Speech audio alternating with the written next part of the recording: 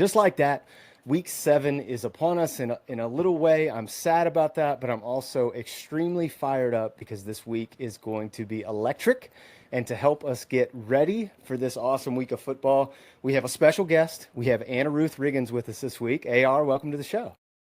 Thank you so much. Yeah, I'm a little sad that I can't believe it's already week 7, but super excited. A great week to come on. Thank you so much for having me this week. I mean, between Red River and Deep South's oldest rivalry, I feel honored to be on for a week like this.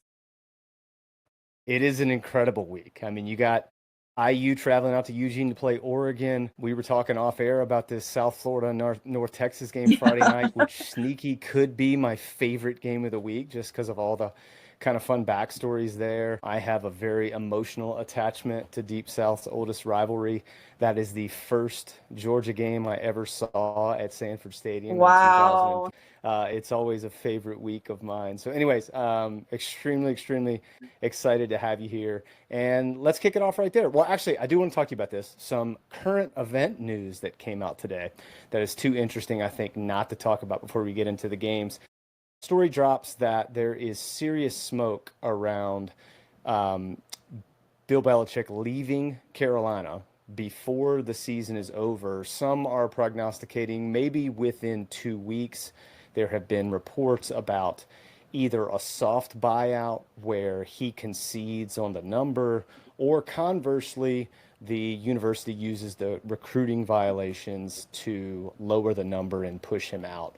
But it's seeming like that is going to be more likely than not. Now, we'll see. It's just reports right now. But given the absolute circus that it has been in Chapel Hill, seemingly since he came on board, I find that interesting. That is an interesting program in general, AR. I just find, given their resources, given that campus, given their facilities, it just doesn't make a ton of sense to me that they can't be consistently competitive at football. And look, I get it's 100%. a traditional basketball school, but it's just it's crazy. And so to go out and do this and make this hire with Bill, and kind of given his personality and how he is, and yeah, it just obviously it hasn't worked. So it seems like there's going to be a change there.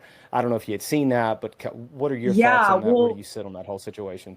yeah, and I think I'm really interested to see what happens with that. And also, I did see how they were going to do the documentary on this program with this season, with him coming in, building up all the hype around it. Obviously, the hype has not been there really at all. And I saw that they were canceling that now. That will not be happening. School came out and said it. So I feel like that was kind of sort of previewing when that came out a few days ago, I think. Now this is coming out of reports of him potentially leaving before the season's over. I think that was sort of like the preview of what we're seeing now. I would not be surprised if he does leave. I mean, it's honestly just been embarrassing for what's happened with them. Yeah. And I live in Charlotte, and a lot of my friends went to UNC here, and they were at the game on Saturday, and they were just like, this is not that they were ever, going to back-to-back national championships or anything like that for football, but they were like, Right. this is just not even the same. Like, they didn't even want to watch the game, honestly. That's exactly what they said last night. So, Yeah. interested to see what happens there. So glad that you started with that, because it truly is like breaking news of what's happened today, the past few days with sports. So Yeah, it's an unbelievable twist, I feel like. And you brought up the Hulu series, which is fascinating. I had seen somebody tweet or somebody post a reel and say, that footage arguably is now more valuable than it would have been oh my before. yeah, People that's probably people why want to it's not see coming like what the out. dumpster fire has been under that regime. And so, yeah, this is going to be one of those things where I was talking with a buddy about it today, and it's like this will be everything that has happened with this whole deal. But I mean, And man, the girl, just what a good mess. And lord. so, yeah. Yeah, there's so many components to it that have just been an absolute zoo. And so, yeah, if you're a Carolina fan, boy, I feel bad for you because it's just kind of a mess. And, ultimately, AR, I think the saddest part is the kids, right? Like you got all these kids Yeah. that are essentially their year is wasted, which just stinks. I mean, they had gone out and gotten Gio Lopez in the transfer portal, Max Johnson trying to come back from injury after the injury last year, Yeah. just a lot of stuff. So you feel bad for the kids, like it's just feels like a situation where it was never fully bought in and never a thing where they Yeah. were trying to do the best for the kids. So, anyways, Yeah, wild I story love that to point. watch. And yeah, and I love that you mentioned the athletes because at the end of the day, we can joke about this, say, oh, it's been a mess. Oh gosh, his girlfriend, all the things around it. But I mean, you never want that for athletes to kind of have to go through No. that experience. And then there's a Hulu series coming about of your team that's so exciting. I can't imagine being a college athlete and there's all this hype around my team and then this all happens and it's just so out in the public, especially with social media now, that yeah, I think that it's disappointing for those student athletes. From like a you know, in a lot of ways this was an experiment, right? I think people had thought, well, we're paying the athletes now. It's a lot more like a professional endeavor than it used to be. We can bring in a pro guy and kind of run it like a pro organization. It's really not that way, I don't think, AR, even with the payments, right? You're still dealing with 18 to 22-year-old kids. You're still dealing with guys whose brains aren't fully developed yet. Like we talk about that all the time is that, 25 is full brain development. So you're still dealing with kids, right? And so it's just one of those things where I just think it's different dynamics and Mm-hmm. you still have to have that personable aspect and being able to check on the kids and have that relationship with them. And he just doesn't seem equipped to do that. And I don't think that's anything anybody's surprised about. So it's like Yeah, you could kind of see the writing on the wall. It's almost like if it had worked, it would have been opposite of all the empirical evidence we had seen when he was in New England. So, yeah, yeah. So at the end of the day, like you said, I just feel bad for the kids given how everything has played out. So, for sure. Yes. well, that's enough about that. I just figured we could not talk about that, right? Like Oh, that is of a big course. deal. Yes. So Yes. Yeah. Start with the breaking news for sure. that's it. Yeah, that's it. We got to shift with the waves of the sea here. So, well, look, I teased it a little bit, but this USF North Texas in high school playing in Texas is I don't know. It's just he is exciting, and so I'm excited to see how it's going to play out. And both these teams scored a big clip. Chandler Morris, who's leading UVA now, was the quarterback there last year. So I don't know where you sit on this exciting matchup. North Texas a 1.5 point home favorite there in Denton. It is going to be a blackout tomorrow night. They have canceled, or on Friday night, they have canceled class Friday afternoon. I Oh mean, my it is going gosh, to that's be, so fun. yeah, it is going to be a time in Denton, Texas on Friday night. So where do you sit on that? So I think, I mean, that's crazy that they canceled class. I wish that they did that more. When I was at Georgia, we just got the Friday off of Georgia, Florida as our fall break, and that was about it. So Yeah. I think something that's been really impressive is that South Florida's offense, they put up 54 points last week and then 63 points the week before that. So I think that they're going to come into this game. I mean, I would take the over on this game no matter what because these teams both have been scoring a lot of points, especially South Florida. I'm taking South Florida in this one just because I was really impressed with them, especially more now that Florida beat Texas this past weekend, which we'll talk about, I'm sure, later. But watching them, take care of Florida in the swamp a few weeks ago, now playing North, I feel like they should be able to take care of this and get this win. But yeah, that's kind of where I stand on it. I am a little bit surprised that North Texas is favored, but I guess that's just because I'm sure it's home field advantage, that kind of thing. But this one's truly a pick 'em. So I'm riding South Florida for this one. I've been really impressed with what they've been able to do between Boise State and Florida, and I think this should be a good win for them, hopefully. Yeah, I like that pick a lot. I think they've got a lot going for them. Alex Golish, I think, has one of the cooler coaching stories in America.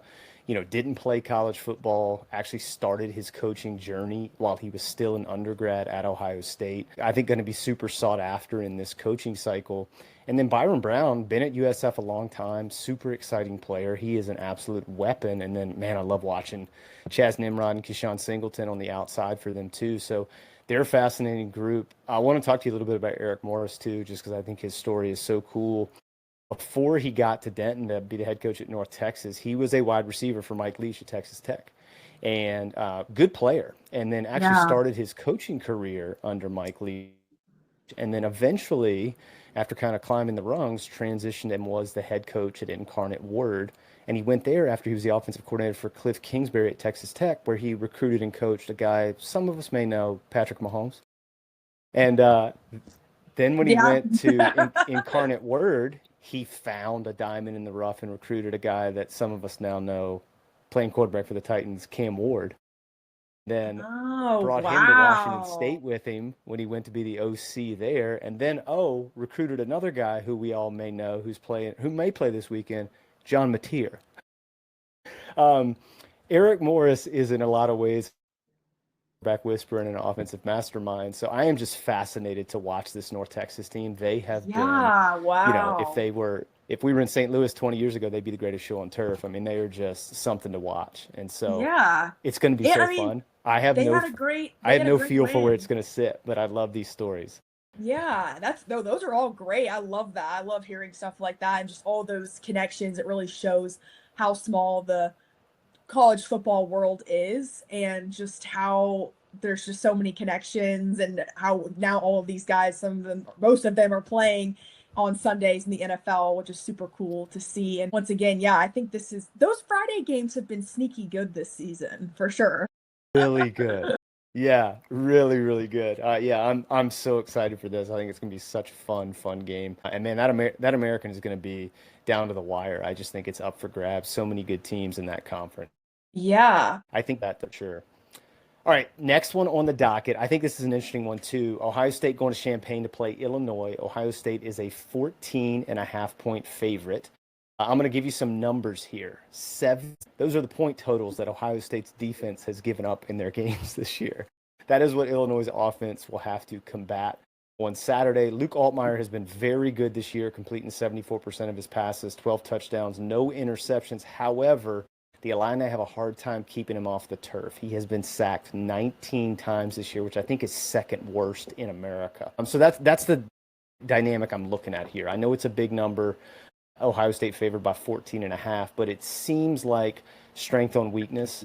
You have this ferocious Ohio State defense and then an Illinois offense who has been good, but very, very leaky on the offensive line. Where do you sit on this one? Yeah, I had that exact same stuff in my notes on Ohio State's defense. I think a lot of people after they won the national championship, which I mean, they won't get the full credit until they beat Michigan, I don't think. So I think Yeah, they kind of have to yeah, get that first. But I think a lot yeah. of people had some question marks for Ohio State after they won the national championship last year and just how they were going to be able to come back this season, losing some guys. But I don't think that that's been an issue for them at all, especially with this defense. I was kind of shocked by how much they're favored by. Like Yeah. you were saying, I think that their defense is pretty dominant, and I don't think they're gonna have any trouble with Illinois personally. I think that they look great from what I've seen. But yeah, I mean their defense has been the strength, the focal point for the Buckeyes over these past 6 weeks. Yeah, and I think it's been good for them because I think on offense they were kind of trying to figure out who they were going to be. And Yeah. each week, Sayan looks more and more comfortable. I think that, with that two-headed monster at running back with Bo Jackson and James Peoples, I think that's good for them offensively. And then look, there aren't many duos in college football better than Carnell Tate and Jeremiah Smith at wideout. And so I think they're figuring it out offensively. Like to put up 42 on Minnesota, which granted, Minnesota's not going to be a world beater or anything, but still, I thought it was a nice coming out party for them. And it informs the number for me a little bit because this defense is they are Yeah. ferocious. And so And I think they're going to be in it. yeah, and I think that kind of what you were saying with them, like week by week, I think that's kind of what we saw with them last year. At least when Yeah. I was at the first round of the playoffs when they hosted Tennessee, and at that game, that was honestly one of those moments where I was like, this team could win the national championship because that was Yeah. the first time that I saw them that season. You watched them progress a lot over the season, I feel like, which is what it takes to win a national championship these days. It doesn't matter if you're going undefeated, it's a matter of who's getting the best towards that time of year. And that was that game for them where I was like, wow, they look really good. And I feel like we're seeing that with them this season too, because they do just keep getting better, like you're saying, week by week. And that's what it takes these days. So Yeah, and Illinois' defense concerns me too. I just feel mm-hmm. like given what Indiana did to them. USC had a good day against them too. I mean, even Purdue, I think, put up 27 on them. And so that secondary just seems like a liability. And I feel like Ohio State's going to be able to get what they want most of the day. And oddly enough, AR, Illinois, Brett Bielema, you think, barge formation, they're going to run the football. They've had a really, really difficult time running the football. And so a lot of the metrics I usually like, just don't like for the Illini in this game. So I feel like your Ohio State pick is a good one this week. I know a lot of people are kind of picking this as like a possible trip up for Ohio State, but I just don't see it. I think it's a good matchup for them. I think it favors them in a lot of ways. So yeah. If they're having trouble running the ball, then I don't think that Ohio State is going to be the defense where they can really break through. No, agreed. Absolutely right. Yeah, especially with that defensive front. Yeah, they're outstanding. Well, this is another interesting one. Alabama going to Columbia to play Mizzou. This Mizzou team is undefeated. Alabama is in the meat grinder right now. They go to Athens and play the Dogs. Then they turn around and play a very, very tough Vandy game last week at Bryant-Denny. Now you got to flip back around for a noon kick against this Mizzou squad with Bo Pribula, who is really, really good. Really good. And, they've got, on defense, they got Damon Wilson, who Dogs fans would love to have in Athens still. And they have Josiah Trotter, who's Jeremiah's kid, who's an outstanding player. So that defense has been really, really good. And then you got Ahmad Hardy and Jamal Roberts, who are both averaging 7 yards a carry. Alabama has not really been great at stopping the run this year. And so I feel like there's some nice things there in play for Mizzou on Saturday. But where do you feel on this one? Yeah, so I'm so impressed with Missouri. Can I just say, this was the game when you sent me the sheet with all the games that we're talking about. This was the last one for me. I could not make a decision. I was watching so much film and going back and reading stuff and just really thinking this one through, because I was like, I really went back and forth on this one. I think Ahmad Hardy is one of the best offensive players in college football right now. He has been outstanding.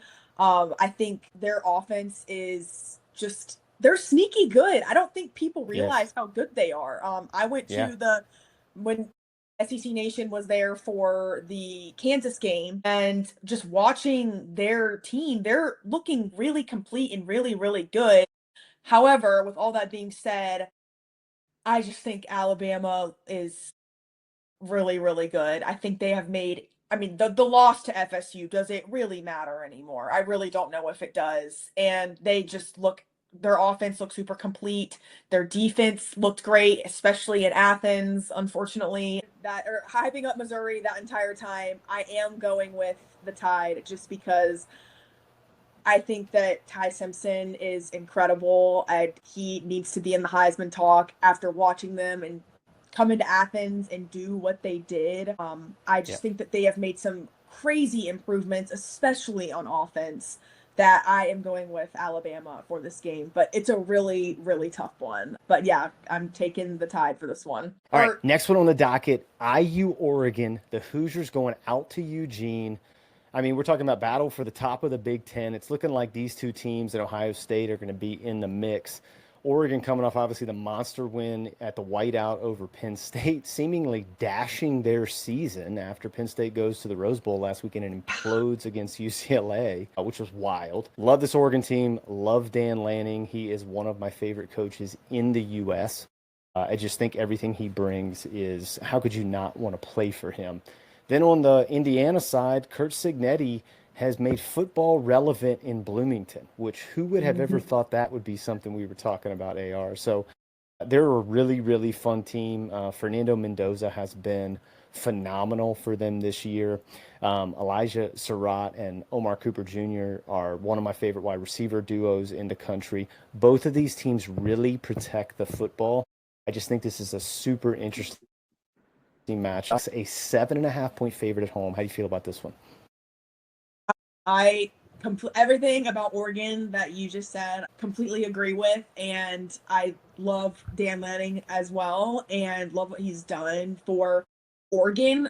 They are actually my national championship prediction. They are my pick. Oh, I So like that. I am going with Oregon for this one, just literally mimicking exactly what you were just saying. I don't think that they'll have any problem with this one.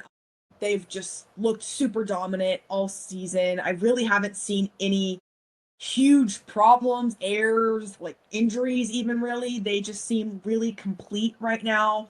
A really just strong football team. And yeah, so I'm going with Oregon for this one. Yeah. I mean, I like that. Dan Lanning is always going to have his team ready to play. The only thing that makes me a little nervous is the number. I hate that hook on the 7.5. I do think it'll be a tight ball game. This IU team, I think in a lot of ways, this is a culture definer, meaning every big game, quote unquote, they played last year did not go well for them, whether it was the Ohio State game, whether it was the Notre Dame game in the playoffs. And so they kind of need this for credibility. And if they can go into Eugene, I don't even know if they have to win, AR. I just think Just they keep have it, to play yeah. well. Yeah, yeah. And just kind of show up. And I think they've got the roster to do it. Next one on the docket, Red River Shootout, one of my favorite games all year, AR. I love a neutral site game, only 3 of them nationwide. Red River Shootout, world's largest outdoor cocktail party, and Army Navy. I mean, there are no 3 better games in the country than that. This one obviously has the added intrigue of being at the Texas State Fair, played at the Cotton Bowl, people eating as many hot dog Wellingtons as they can get their hands on with the corny dogs. Just the best. A lot of intrigue this week with who's going to play quarterback for the Sooners. Yeah. Whether we're going to see Michael Hawkins Jr., whether it's going to end up being whether John Mateer is going to come back. We're going to see. But I don't know. Where do you sit on this? Texas is obviously dumpster fire last weekend at the Swamp and now trying to right themselves and get back square.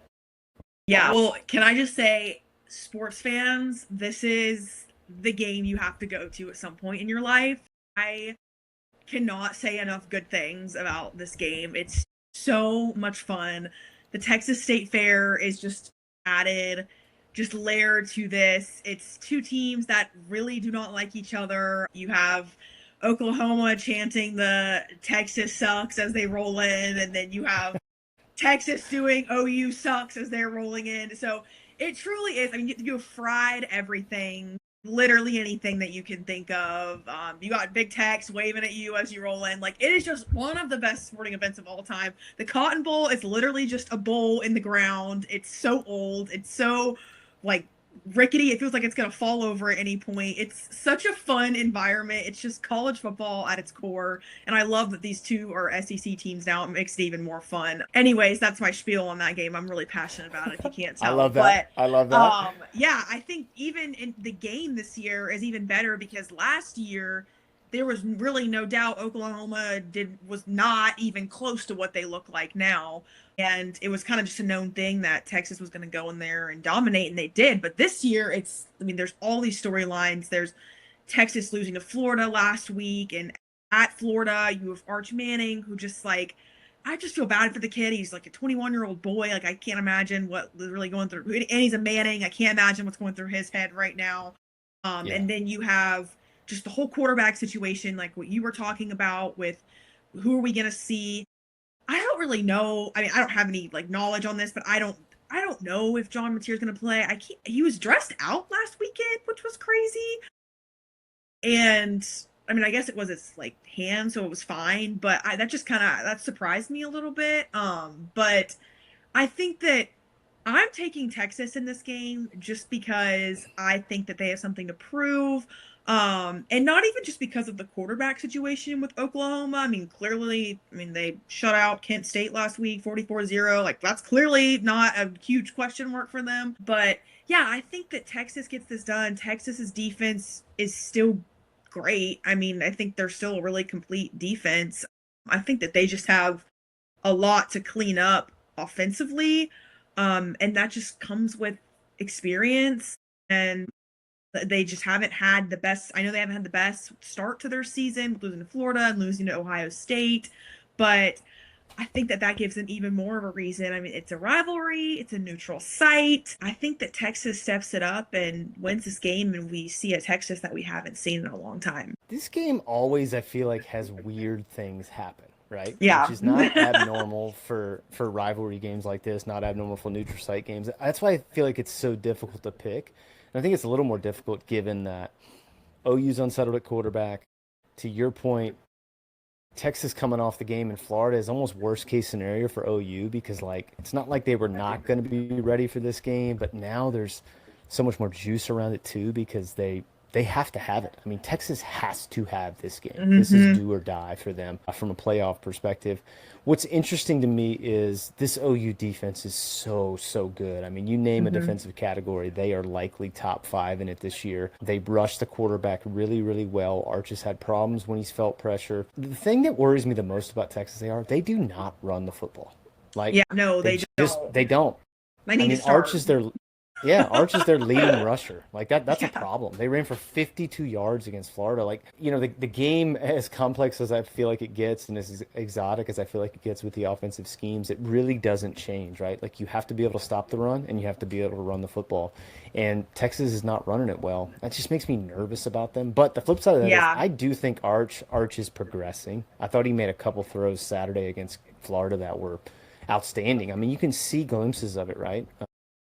I don't know. This is a really hard one. So yeah, I do like your pick though, because I just think weird things happen in this game, and so I think this is one of those where everybody's kind of like, oh, OU's gonna win, but I don't know. I don't think it's gonna be that cut. And from a playoff perspective, like you were saying, this is interesting. Just something that I was thinking about going into this week is even if Texas isn't in the playoff, there's still potential for 5 SEC teams to make it, which is crazy. That doesn't even include Texas, which who knows what's going to happen between now and then. But it is just interesting to think about the fact of like not even like with Texas in the playoff situation, even with them not involved, which they were so involved last year with the playoff conversation, is there still so many other SEC teams that can be talked about, especially with the ACC kind of having a decline as well besides Miami. So that's just a little side note there. Yeah, the SEC, I think your biggest fear is you just hope they don't cannibalize themselves, right? Like, got different teams beating up on each other. You look at South Carolina's road the next, whatever it is, 4 or 5 weeks. Like, it's unreal. The strength in the conference is incredible. Texas A&M, great ball club this year. It's just the Oklahoma has it rough, too, these next. Yeah. Like after next week, they play, I think, Ole Miss, Tennessee, Alabama, LSU. It's in one of those orders. I can't remember exactly, but I remember looking at that and I was like, oh my gosh. I mean, that's rough. Yeah. Oh, it's no rest for the weary when it comes to these SEC teams and these schedules. It's crazy. South Carolina next week. That's who it was.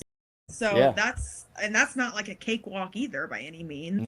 No, absolutely not. Well, I want to shift to the old conference mates of OU and Texas. Go to the Big 12. Kansas going to Lubbock to play Texas Tech. Texas Tech, I thought, was one of the more compelling offseason stories, given how much money was funneled in there, all the transfers they brought in. I thought that could go one of two ways. Either it would be hard to build a team or you have the best talent. And if you can mobilize that and unify it, they could be a real problem. And thus far, it has seemed like the latter. Their defense has been ferocious. And Baron Morton has been really good at quarterback. I thought of all the money they spent, the fact they didn't spend money on a quarterback, I questioned that, right? Because you just didn't know what that commodity was. They knew more than me, which is not shocking. He's really tough. And this KU team on the flip side of that has, I think, one of the better quarterbacks, not just in the Big 12, but in the country, in Jalen Daniels. Been in Lawrence for a long time, tons of starts. KU could be, and this is a coulda, shoulda, woulda, but they could be 6-0 too. I mean, they played Missouri really well in Columbia, led most of that ball game, and then dropped a heartbreaker to Cincinnati in Lawrence a couple weeks back. And so, really good football team. Here are my concerns, though. As good as Texas Tech is on the defensive line, I have concerns that KU is going to be able to protect Jalen and keep him clean to make plays. But that's kind of where I'm at. The big number, 14.5, Texas Tech is favored by. How do you feel? That was a little surprising to me. Totally agree with you. I did pick Texas Tech for this one just because I think that they're one of those teams that they're having great success this season. They look great. Like you were saying, they spent a lot of money, a lot of time in the off season, bringing in a lot of guys. It's clearly paying off. And 14.5 though that's a lot to me. all these games, any of these games that have big favorites this week, I'm like, I'm not buying into that. That's crazy that team is favored by that much. I am taking Texas Tech in this one. I think that they're a great Big 12. They are the Big 12 team right now, it seems like.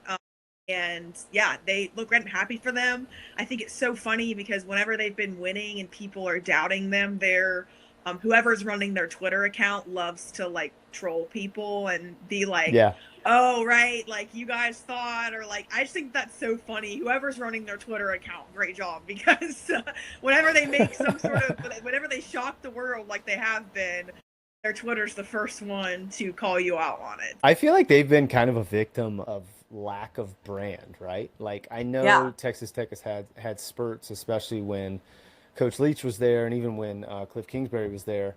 But, you know, I feel like if they had a different logo on their helmet, given how they've looked this year, their ranking would look a lot different just because they've looked really, really good. But I think it's one of these things where the voters are like, well, it's Texas Tech. So, we're kind of in wait and see mode type thing. But the number scares me a little bit on this. Yeah, they're so quick, though, to if you lose, you're out. You know what I mean? Like, that's what it kind of seems like. Yeah, they would discredit the Red Raiders real quick. But I like what they got going on there. I think Joey McGuire does a good job. You know, their roster depth is really, really impressive. Not that I don't think KU is a good ball club. I do. I think KU has a really, really good ball team. And I think this could be a very fun game. So, weird number. This is not a game I would put real money on. I'll just put that out there. But I think it's going to be a lot of fun in Lubbock on Saturday night. All right, next one on the docket. Deep South's oldest rivalry, Georgia heading to the Plains to play Auburn. 30 kick there. My co-host calls this the Voodoo Pet Cemetery, Jordan Hare. So he is very, very off kilter about anybody going into to Jordan Hare and trying to steal a win. Dogs are a 3.5-point favorite. Interesting for a lot of reasons. Auburn obviously had a tough last couple of weeks. Not how they have wanted things to go this season. Georgia is righted the ship against Kentucky last week, but obviously still smarting a little bit, pun not intended, from the loss against Alabama.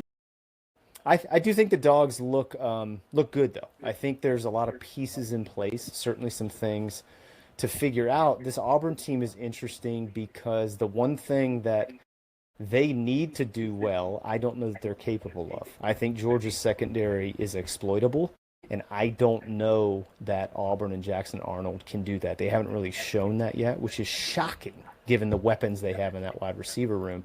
That's kind of the Achilles heel I think Georgia has on defense is in that secondary. And I don't know that Auburn can do enough to take advantage of it. We'll see. But, how do you feel on this one?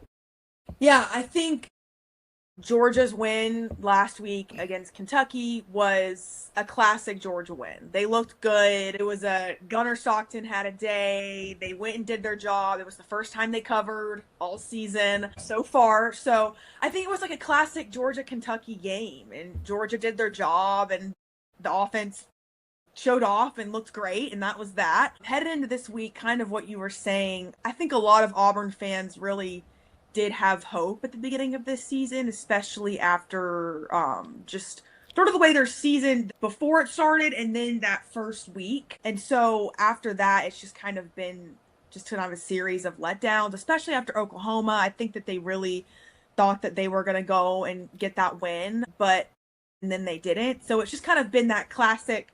And we've seen it with Auburn a lot where it's all this buildup and then they're just never really able to get over that hump, it seems like, especially in the SEC.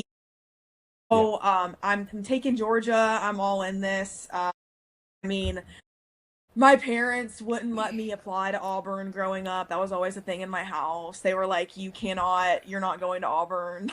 You're not applying there.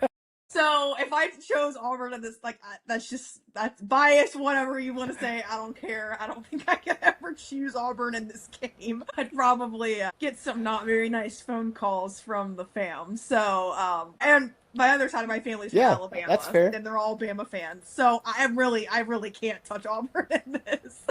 But yeah, I think I'm totally okay with those reasons. Georgia's loss at home against Alabama was obviously heartbreaking, but I think I had said if there was any home game that Georgia was going to lose this season between the three big ones, Alabama, Ole Miss, and Texas, I had said it was going to be Alabama. And it's so, if they're going to lose to someone, it's Alabama, so it's consistent, whatever. I've had to get over it. But yeah, I'm taking Georgia on this one. I really like Gunnar Stockton. I think he's been a great just quarterback as a leader and as a person for this Georgia offense. Like, he seems really unproblematic.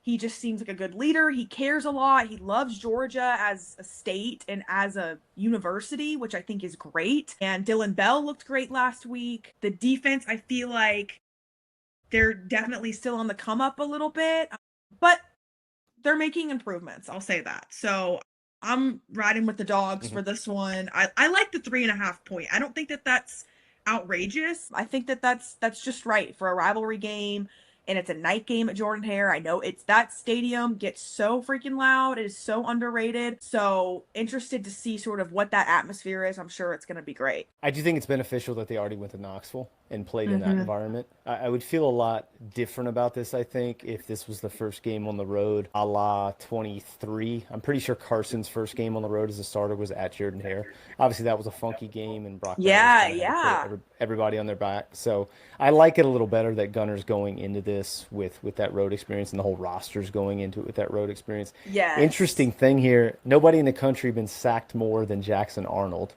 and Georgia has not, shall we say, been very prolific at putting the quarterback on the ground. So we'll see if they right the ship a little bit on that. Should be a ripe opportunity.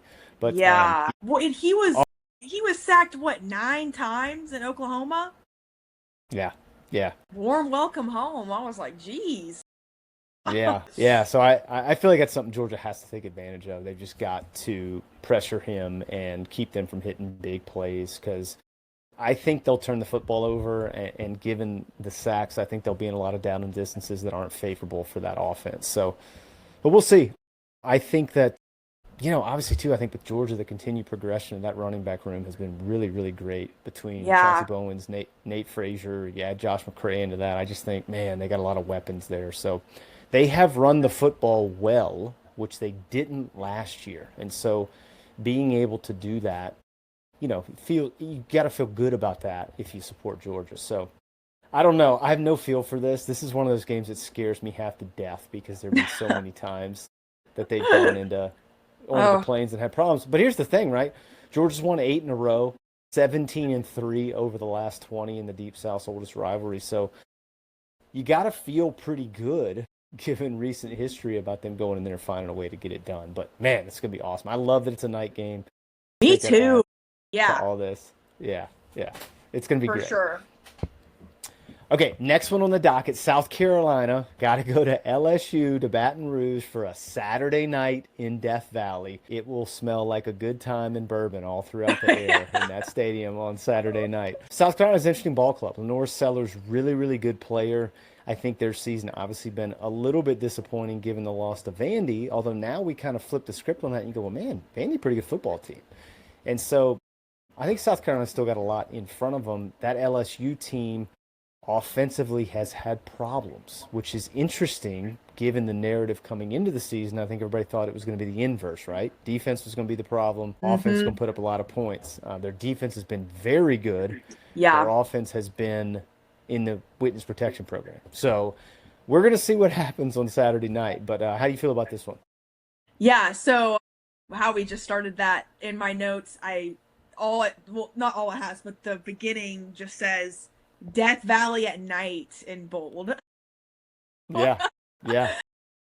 I think I'm going to go with LSU for this one. Yeah, that stadium's going to be rocking and smelling like bourbon, exactly what you said. Yeah, I think a lot of people, like you said, there was all this hype about Garrett Nussmeier coming into the season, especially at SEC Media Days this summer. He was like, besides Arch, of course, he was like the guy. Like, when the day that he was coming, it was so important. Everyone was so excited to just learn more about what he was coming back. He didn't go to the draft. So after all that happened. And so he returns. there's all this hype around the LSU offense. Then, like you said, it hasn't been as clean and as explosive, I think, is what people were expecting, which obviously, like, he's kind of dealt with some injuries small on the side. But yeah, their defenses looked great. And I think that I think South Carolina probably will turn the ball over a few times. And I think if that happens, then LSU is going to take full advantage. I don't even think it'll matter as much if the offense shows up and shows out at that point. I think at that point it's going to be an LSU defense show, which it honestly kind of has been in their strong wins that they've had. Most people have been talking about LSU's defense in those wins. Yeah, it's interesting too, because I feel like obviously after week 1, the much ballyhooed matchup at the other Death Valley playing Clemson, who everybody thought is going to make a run at the national title. And so LSU upends them. Everybody's going, oh, okay. Well, LSU finally wins the season opener. They're turning the corner. Big win against Clemson. And, you know, as these things happen, things played out. We've seen everybody play. Clemson is not for real. And kind of the more we've seen LSU play, the more we've gone, oh, wait a minute. That game wasn't actually telling us what they were going to be. It was actually a referendum on all the things that we're seeing become issues now. And so, this is the other thing too, and this is neither here nor there about their matchup with South Carolina, but just a more global thought. I always thought culturally Brian Kelly was an interesting fit, shall we say, in that ecosystem. And no coach up. Let me say that. For sure.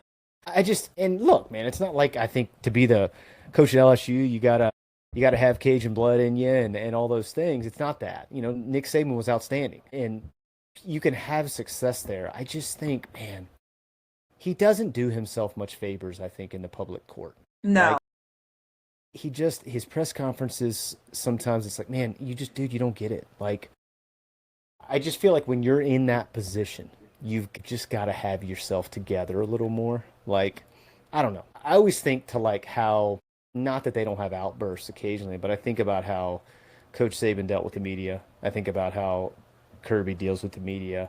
You look at all these guys across the sport, good at it.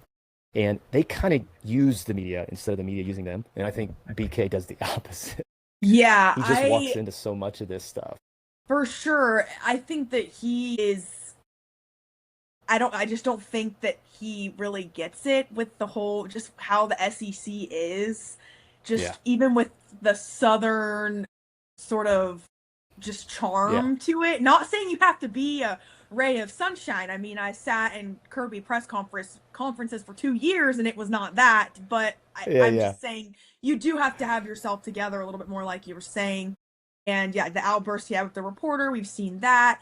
Even just in the documentary, the SEC football documentary, that was you just saw that in the documentary, I think. You just kind of saw how, just some of the comments that he makes, I don't know if it's my favorite. And again, I'm not saying that Nick Saban is this ball of sunshine all the time and everything's super happy and nice all the time. Not saying that at all, but I do think he is kind of a weird fit there. And just some of the comments he makes to the players and other coaches, I'm kind of makes you turn your head a little bit, just for me personally.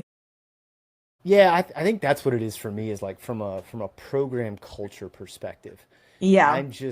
I just wonder, given how his teams have looked, at least his teams at LSU have looked, it just doesn't seem to me like they play for him.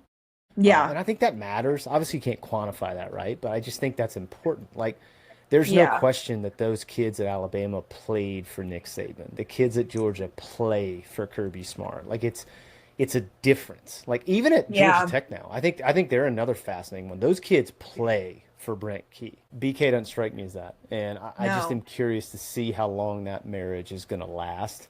Especially if they finish like 8-4 this year, given that roster. Exactly. And it's not even like they're really making runs either. Like, they're not. It's not like they're going to the playoffs, making it semifinals.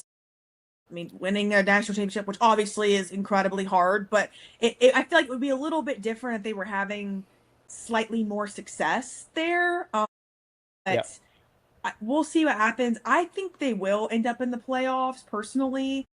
But I don't know if, I'm not sure what'll happen for the rest of the season with them. Yeah, In some ways, I feel like they need to. I feel like it's kind of a proof of concept. Like he's been there long enough. He's recruited. They got to do something to show that, like, yeah, this is working. We're getting where we're supposed to go. And that SEC championship appearance has long lost its luster. Like Yeah. that fan base needs something else. So yeah, they have an opportunity Saturday night. I think if they can come out and play well and put up some offensive numbers, it'll do a lot to help the ship. And right, last one on the docket, I really, really like this ball game. Arizona State going to Salt Lake City, going to Rice Eccles to play Utah. Utah is a 5.5-point favorite. Arizona State been interesting. My co-host and I have tried to throw dirt on them multiple times, and they're like the Undertaker. They just keep rising up and playing great, and so good for them. I love it because I love Coach Dillingham. Their defense has been really good. Sam Levitt is a ton of fun. This Utah team is really good too. The only blemish on their schedule has been Texas Tech, and they were in that ball game till the fourth quarter, and they kind of ran out of gas. I love Devin Dampier at quarterback for them. I think Kyle Whittingham does an excellent job with that program, so I just think this is a lot of fun. But the Utes are a 5.5-point home favorite. Where do you sit on this? So I am taking Arizona State in this one, actually, which this is because I think that they have dealt with some hostile environments already over the past few weeks. And sure. Just watching them, I really just believe in them because after watching them come back from being down 17-0 against TCU 2 weeks ago, I guess that was, I think that they're very, very capable of going into Utah and winning. Yeah. Yeah, I like their team. I just think they've got good culture there. For sure, Just like we yes. were talking about Yes. before, I think Kenny Dillingham is a guy that those kids want to play for. Oh, yeah, and you can yeah. just tell he just loves ASU. Like, there was an interview with him, and his basement is, like, decked out in Sun Devil stuff. Yeah. Like, you can just tell. He's really passionate about that place. Somebody posted a video on Twitter today of them at practice this week, and it's Kenny Dillingham behind Sam Levitt in practice, and he has I saw that. And he's squirting Sam Levitt with water every time he tries Yeah. to throw it. And somebody was like, only this sport would something Yes. this ridiculous be happening at practice. Sure. Yeah, they're a good balls club. And I think you bring up a good point. They've been in some hostile road environments. It will be raucous at Utah on Saturday night. And I think for Utah, this is also kind of a prove-it game too. Like for both of these teams, that Big 12 is an interesting race. And a lot of teams kind of at the top tier fighting for those spots in Dallas and hopefully in a bid into the playoff. And so, yeah, it's just a lot of good teams. Like we've talked about this a ton this season. Now that we're 5 years in and we're seeing kind of the seeds that have been sown from NIL and the transfer portal, I think everybody had their concerns about how things would go. And I'm not saying it's not without its blemishes, but one of the positives that we have to start talking about is how much parity it's providing across the sport, because there are good players at every school now because they're being compensated. And so I don't have to go to Alabama and be third string to go to the league. I can go to East Carolina and I'll get paid all 4 years and I can start. And so it just makes the roster comps different. And so each week you just don't know what's going to happen. It's awesome. It also makes these games like North Texas and South Florida that 7 or 8 years ago, we wouldn't be talking about this game probably. I think what you're saying is just allowing the sport to grow, but also just allow people to be more interested, and it makes it more accessible, I think. Just getting to talk about these games. Even, in Texas Tech is another example of that. And so I think just 100%. There's a lot more spread out, and like I was saying earlier, you don't have to go undefeated and be one of 4 teams anymore to make it in the playoffs. And the schools aren't having those crazy runs anymore. Like I think Georgia was probably the last team that had that, and that will ever, honestly, unless something crazy happens, because even Ohio State, they lost to their rival last year and they still won the national championship. So I think we're done with those days of just one school all the time winning, dominating, and we're seeing a lot more just spread out of these teams, which, like you said, it's awesome. It's so much more fun to get to watch North Texas, South Florida on a Friday night and be so invested in it because those schools have great football programs now. Yeah. Yeah, I just think it's also providing proof of concept, right? That's why I think this Texas Tech story has been so fascinating, is because they, in a lot of ways, are the test case for can we invest, and if we invest and make the right choices, can we turn on a dime very quickly? And so I think what you're seeing is they are thus far showing that, yes, you can. You can go out and get the talent. You can go out and get the Jimmys and Joes, and you can flip the program quickly and become nationally relevant. And so I think that's why you're seeing places like Kansas getting a $350 million donation from the Booth family. You're seeing places like Stanford get a $50 million donation from a former player, because now folks are going, wait a minute, that could be us. Like, we could be that next year. And so I just think it's just providing a bigger pool of competitive balance.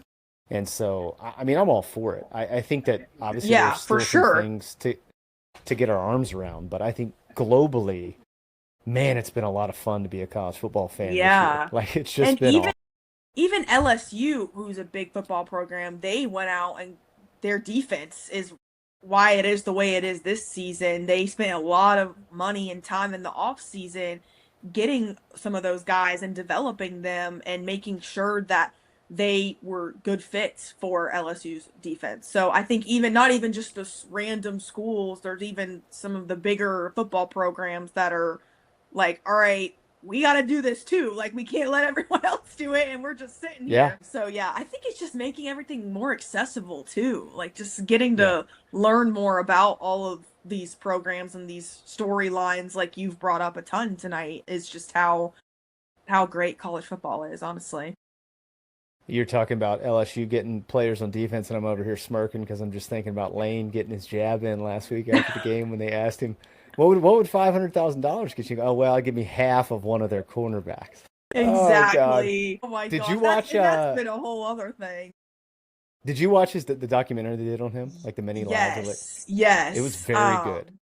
It was great. And my dad actually is a high school football coach and the men's lacrosse coach at the high school that I went to. And I just like kind of got emotional towards the end because like when his daughter, like, I mean, that was like, there were days where I wouldn't see my dad because he was like coaching and late nights and stuff, and just her moving to Oxford to like spend more time with him and stuff. Like, that was just, I thought it was so well done, and just getting to learn so much. I feel like I knew a lot about him, but I honestly completely forgot about the whole Raiders era and like what that happened with that, because I was really young when that was all happening. So yeah, I really just enjoyed it, and it was a really good documentary, really well done.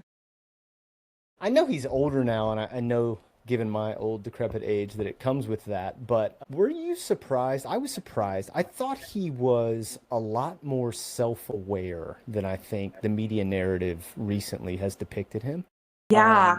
He seemed to be very cognizant of, gosh, I really stepped in it a lot when I was young, and I was an idiot, and I was doing X, Y, and Z wrong. And to his credit, and I think it's a big credit, he's made life changes to try to be better, to try to evolve, which, look, a lot of people don't do, right? A lot of people are what they are. One of the sayings in my family that is prevalent is "Tiger don't change its stripes," right? Like, that's how a lot of the world is. Lane is not that. He has evolved, and I just think you should get credit for that. I think he's a fascinating character, and I love that they're having success this year. Me too. I'm enjoying watching them a lot. I'm excited for them to go to Athens next weekend too. I think that's going to be a great game. But yeah, I think, and also he was kind of thrown into it. I mean, once you see your dad have so much success, it's very easy for you to be like, oh, well, he did that. So yeah, I'm going to go coach at the Raiders. I'm the youngest coach they've ever had. Like, who cares? Like, whatever. And I think it's easy to do that when you're young too.